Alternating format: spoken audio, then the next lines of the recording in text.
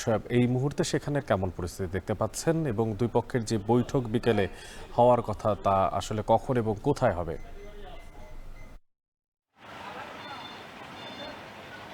অনেক হাঁটাহাঁটির বর্তমান পরিস্থিতি যদি বলি সে পরিস্থিতি স্বাভাবিক বলা যায়। গতকাল রাত যে সংঘর্ষ হয়েছে রাতে, সেই সংঘর্ষের পর দিনের যে স্বাভাবিক কার্যক্রম সেটি একেবারেই স্বাভাবিকভাবে চলছে এবং চিরচেনা রূপে অর্থাৎ হাঁটাহাঁটির এই সড়কটিতে কিন্তু দিনের এই সময়টা তীব্র যানজট থাকে। আমরা সেরকম দৃশ্যই কিন্তু দেখতে পাচ্ছি।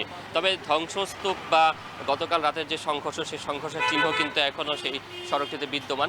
পুরো সড়ক জুড়ে ইটের কঙ্কর, পাথর এগুলো পড়ে রয়েছে।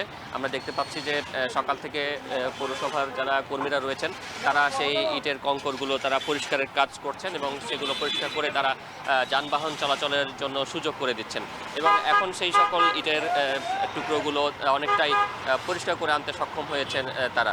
তবে এখন পর্যন্ত আমরা যেটি দেখেছি যে সকালে 144 ধারার যেহেতু জারি রয়েছে, সকালে আমরা দেখেছি সেনাবাহিনীর টহল গাড়ি এই জায়গাটিতে টহল দিয়েছেন এবং সেই সাথে এখানে র্যাব সদস্যরাও কিন্তু টহল দিয়েছেন আমরা দেখেছি এবং 144 ধারা জারির প্রেক্ষিতে কিন্তু এখানে যে কোনো ধরনের সভা সমাবেশ বা গণজমায়েত নিষিদ্ধ করা হয়েছে এবং সেই 144 ধারা আজ বিকেল 3টা পর্যন্ত বলবৎ থাকবে এবং বিকেল 3টায় উভয় পক্ষের সাথে এখানে একটি বৈঠক হওয়ার কথা রয়েছে। সেই বৈঠকটি উপজেলা পরিষদে হওয়ার কথা বলে আমরা জানতে পেরেছিলাম এবং সেই বৈঠকটিতে মূলত আসলে উভয় পক্ষের কথা বলে পরবর্তী সিদ্ধান্ত নেওয়া হবে এবং এখন পর্যন্ত যেটুকু দেখছি যে পরিস্থিতি স্বাভাবিক রয়েছে এবং এখানে কোনো ধরনের জমায়েত কিংবা পরবর্তীতে আবার কোনো ধরনের অপ্রীতিকর ঘটনা ঘটার মতো কোনো ধরনের পরিস্থিতি কিন্তু এখন পর্যন্ত এই জায়গাটিতে নেই।